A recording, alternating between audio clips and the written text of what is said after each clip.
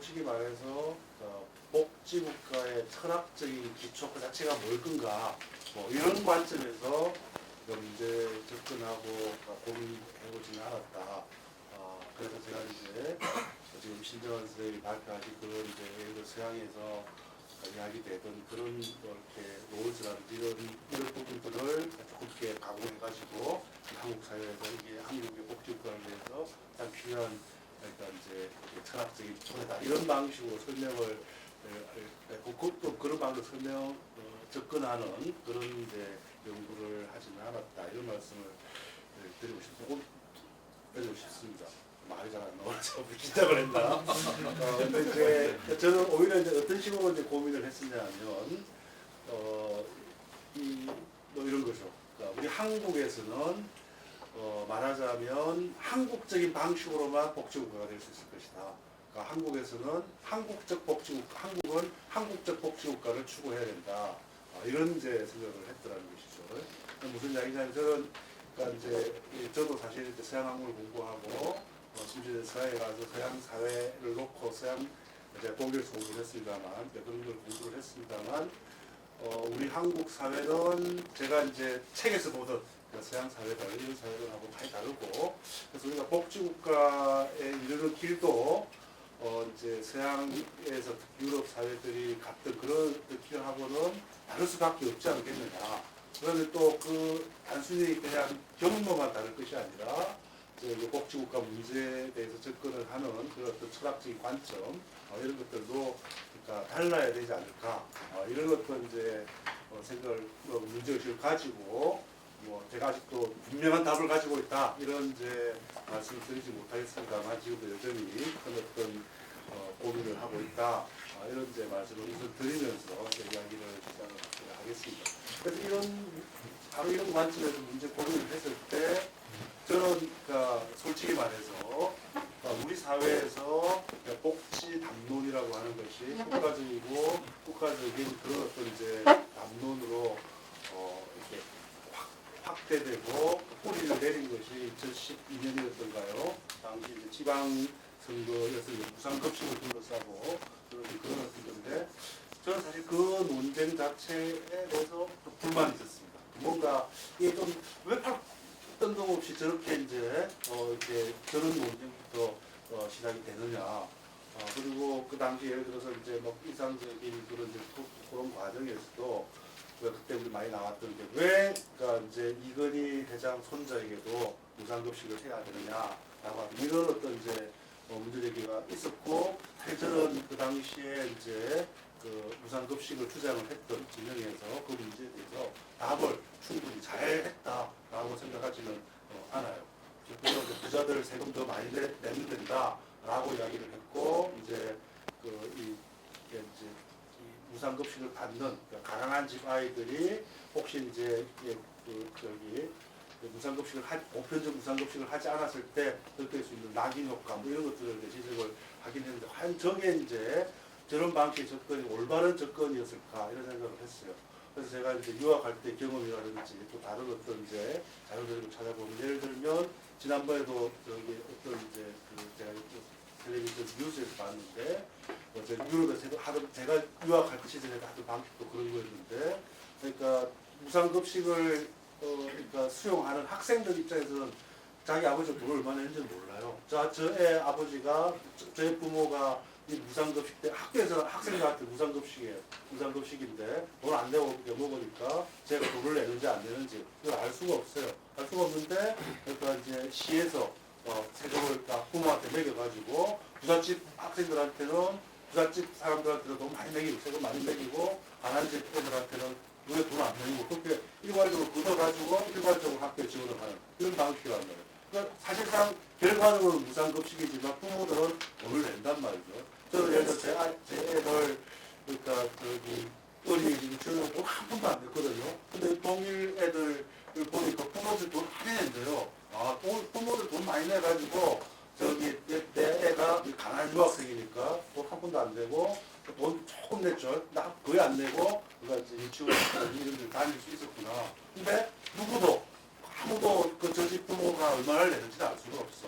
이거는 상당히 행정 기술적인 그 어떤 문제지 이게 과연 어떤 이제 보편적으로 막 그렇게 정치적으로 쟁점이 될 만한 그런 어떤 이제 문제였느냐 이런 것에 대해서 제가 이제 의문을 가지고 있었다. 그래서 이거는 좀 뭔가 이 우리 친복지 진영에서 문제를 그게 이제 아주 우연한 계기에 이제 정치적 이슈가 되고 또 한국적인 상황이 틀림없이 있다고 봐요. 보기를 하지만 우리가 좀 더 복지 국가 이런 문제들에 대해서 좀 더 깊이 있는 그런 어떤 이제 고민들을 하지 않았다 이런 어떤 생각이 드는 거예요. 그 후유증이 어디서 나타나냐 하면 당장 이제 홍준표 지사 같은 그런 어떤 사람들이 이제 내세운 논리 이런 것으로 나타났다고 생각을 해요. 경남에서 그러니까 부잣집 애들한테 그러니까 이건희 회장 아들 같은 사람들한테 애들한테 공짜가 먹일 돈 그거 줄여가지고 그거 모아가지고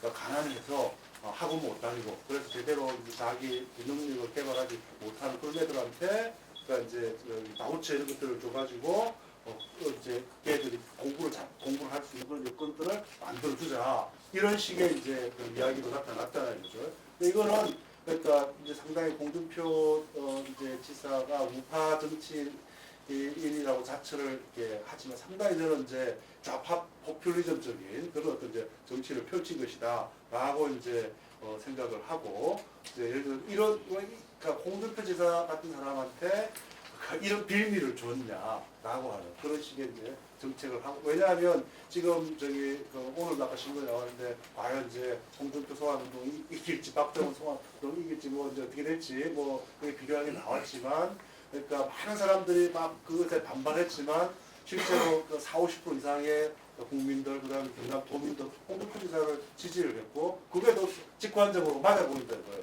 부잣집에다가 공짜로 돈 다 줘가지고 공짜 밥 먹이느니 그 돈 줄여가지고 가난한 집에다 좀 더 집중적으로 투자해가지고 가난한 애들이 그러니까 이제 홍준표 광고 표현입니다만 개천에서 용이 될 수 있는 그런 어떤 사회를 만들자 이런 식의 이제 이렇게 이제 주장을 하게 한 그런 빌미를 제공했다 이렇게 생각을 하고 저는 이런 문제들을 우리가 고민을 해야 된다라고 생각을 하고요. 그래서 저는 이제 그런 것들을 뭐 이제 홍준표 지사가 실마리는 아니고 그리고 제가 설명해 올 틀이 이제 우리 한국 사회를 실제로 지배하고 있는 어떤 분배적인 이상 이런 것들을 한번 우리가 분석을 해보고 잘 이해를 해보고 그렇게 해서 그러한 이해 바탕 위에서 우리 한국적 복지국가를 위한 그런 어떤 철학적인 토대 이런 것들을 찾아야 되지 않겠느냐 이런 어떤 생각을 했었죠. 그래서 저는 이제 아까 홍준표 지사 같은 사람이 그런 이제 포퓰리즘적인 정책을 펼치게 바탕에 깔려 있는 것이 이른바 이제 개천에 용나는 사회의 모델이고 그것을 이제 좀 철학적인 의미로 그러니까 이렇게 좀 번역을 하면 제가 주장하는 이른바 메리토크라시적인 분배정의의 이상이다. 이렇게 이제 이야기를 할 수가 있다는 거죠. 이게 이제 자꾸 저는 우리 이건범 대표도 싫어하는 자꾸 외래어를 쓰는 게 이게 이제 메리토크라시 이게 사실 쉬운 말이고 능력주의 이런 말인데 능력주의라고 하기 너무 이제 긍정적인 그런 어떤 이제 함의를 가지고 있는 것 같아서 사실 실제로 이제 우리가 그거를 정확하게 보더라도 그거는 능력주의가 우리가 민주주의도 사실 오역이죠, 그죠? 디마크라시는 주의가 아닌 이점이 아니고 정치 체제죠.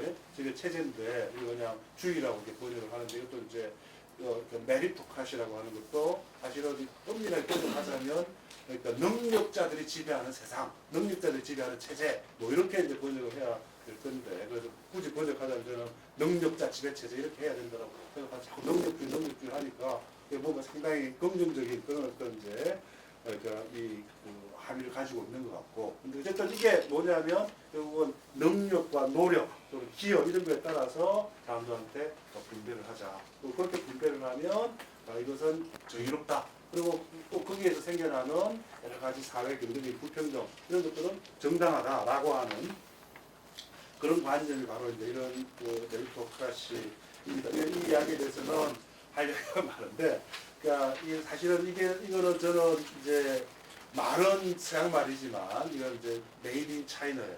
메이드 인 차이나고 수천 년 전에 그러니까 만들어진 그런 어떤 이제 이념이고 이제 과거 제도 이런 거 생각하시면 돼요. 과거 제도 이런 거 생각을 하면 예를 들어 서양에서는 그런 개념이 없었지만 그러니까 시험 같은 이런 선발 제도 이런 걸 통해 가지고 능력자를 뽑아서 그 능력자에게 벼슬을 주고 권력을 주고 하는 이런 식의 어떤 이제 이념이었고 예를 들면 우리나라 같은 데서는 그러니까 정도전이가 조선을 갖다가 개국을 하면서 역사혁명을 하고 무혈혁명을 했잖아요. 그러니까 역사혁명을 하면서 그러니까 이제 조선 건국의 정당화 이데올로기 이런 걸 내세운 게 그러니까 메리토크라시 이런 말은 안 썼지만 과거 제도를 통해 가지고 고려 시대에 그런 어떤 이제 그 음선에도 같은 이런 것들을 협박하고 능력 있는 그런 어떤 사람한테 권력을 나눠주겠다라고 하는 이런 이제 방식으로 이렇게 사실은 우리 사회에서는 아주 오래 전부터 뿌리를 내리고 있는 그런 어떤 거고 저는 그런 것들이 뭐 오늘날 우리 예를 들어서 이렇게 이제 뭐 사법시험 뭐 이런 걸 하면 막 동네 플래카드 붙이고 하는 이런 모습 이런 걸로 나타나고 오늘날의 숱한 이제 교육병리 이런 것들로도 나타난다고 생각을 해요. 근데 어쨌든 이런 게 예를 들면 이제 예를 들어서 일배충 이제 그런 이제 아이들이 가지고 있는 현실 인식 트라이로 저는 발견이 된다고 해요. 얘들이 호남, 진보, 이제 여성 이런 거 싫어해요. 왜 싫어하냐? 여자들 맨날 남자들 등쳐먹는다.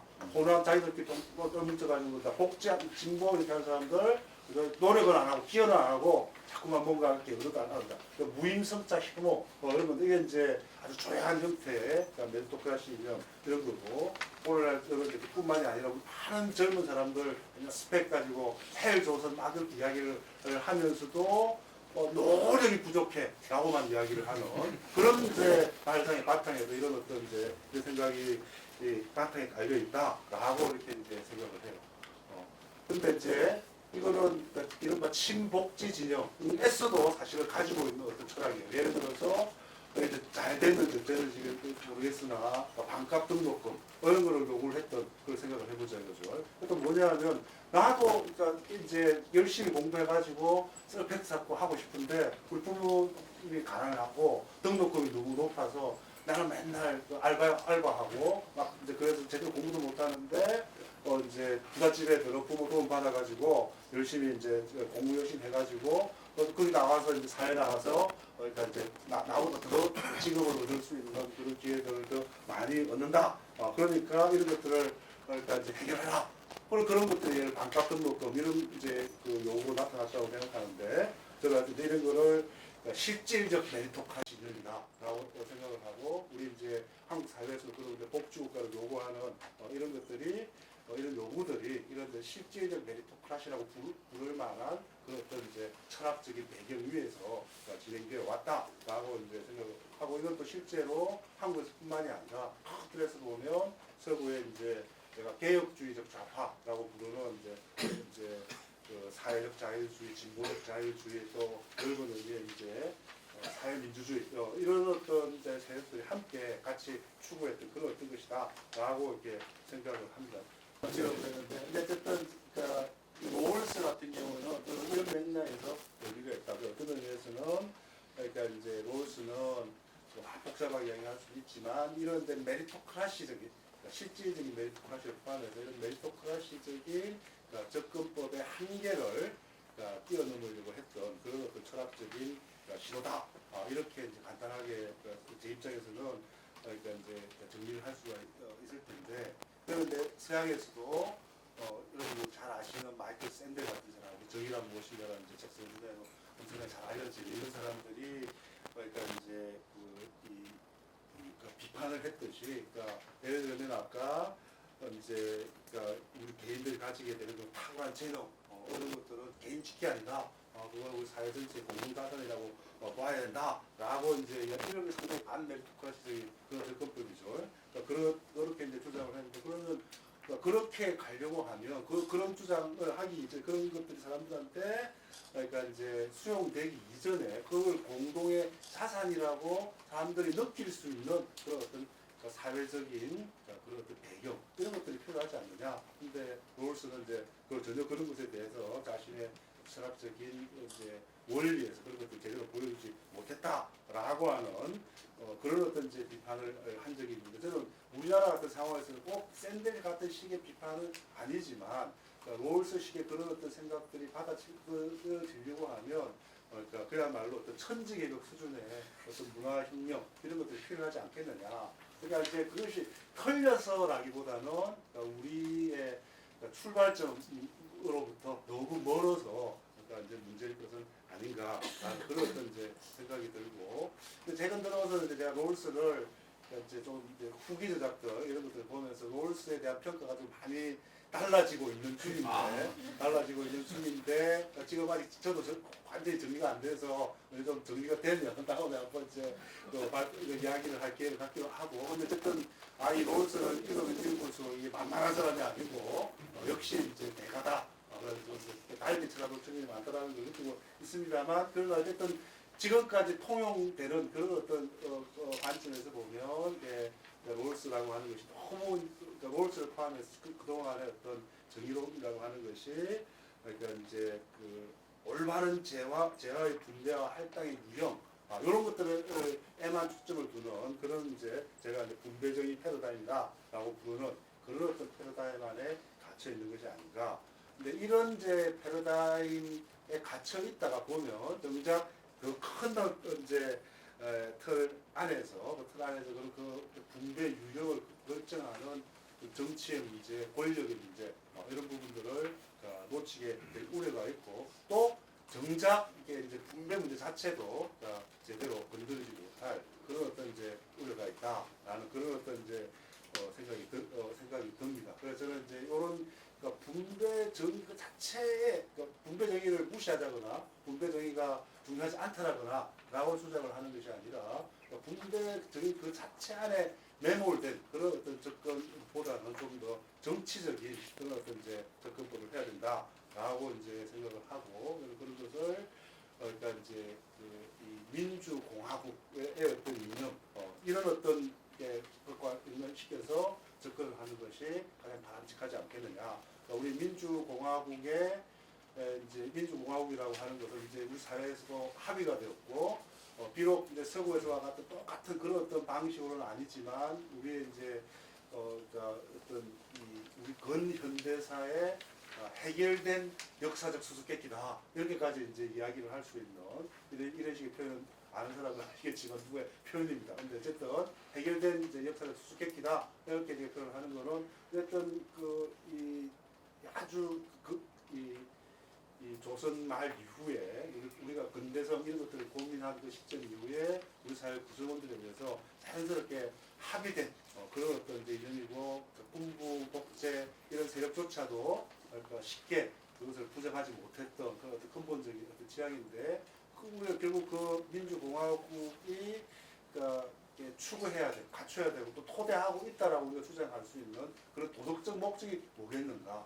그리고 그 도덕적인 목적에 대한 합의, 사회적인 합의 이런 것들을 그러니까 이제 추구를 하는 그런 어떤 가운데서 복지국가의 당위성 이런 것들을 찾아내는 그런 식의 접근법이 올바르지 않겠느냐. 그래서 그것이 이제 가장 중요한 가치가 그러니까 존엄성이다라고 생각을 하고요. 그러니까 우리 민주공화국이라고 하는 것은 단순히 그냥 군주제가 아닌 국가 이런 정도가 아니라 모든 구성원들의 존엄성을 보호하고 실현해야 된다라고 하는 그런 어떤 그러니까 이제 도덕적인 목적 이런 것들을 가지고 있고 그런 도덕적인 목적들을 분명히 하다 보면 그러니까 이제 우리 사회에서 좀 많은 사람들이 겪고 있는 그런 어떤 고통이라고 하는 이런 것들은 그러니까 잘못된 것이고 불의한 것이고 정의롭지 못한 것이고 또 이런 것들이 극복돼야 된다라고 하는 그런 어떤 이제 지향, 정치적인 지향 이런 것들이 나올 수 있지 않겠느냐 이런 생각을 하고 그런 방향에서 우리 복지국가의 철학적 기초 이런 거라고 한다면 그것을 찾아내야 되지 않겠느냐 이런 생각을 하고 있습니다. 일단 이 정도로 말씀드리겠습니다. 예. 장훈 교수님께서는 이제 롤스의 분배정이 입각한 그 정의론이 공부해 보니까 더더욱 깊이를 알 수 없는 그런 경지라고 이야기를 하시면서도 역시 이제 분배정의의 문제와 인간 존엄성의 문제 이거를 좀 대립시켜서 이야기하셨습니다. 전 사실 잘 이해를 정확하게 할 수는 없는데 어쨌든 분배정의의 틀 안에만 갇혀서는 좀 어렵다 이런 얘기를 하나 하셨고 그 다음에 롤즈가 한 얘기가 우리 현실에 비교할 때 또 엄청 멀리가 있는 거 아닌가. 제가 신정원 선생님 책 읽다 보니까 하이에크나 프리드만 그 이야기에서 그 하이에크나 프리드만이 인정하는 정도의 사회복지에 대한 그 사람들의 견해조차도 사실 우리 사회에서는 그렇게 쉽게 받아들여지지 않는 그런 이제 현실이 있기 때문에 아마 또 이런 이야기가 나오지 않나 싶습니다.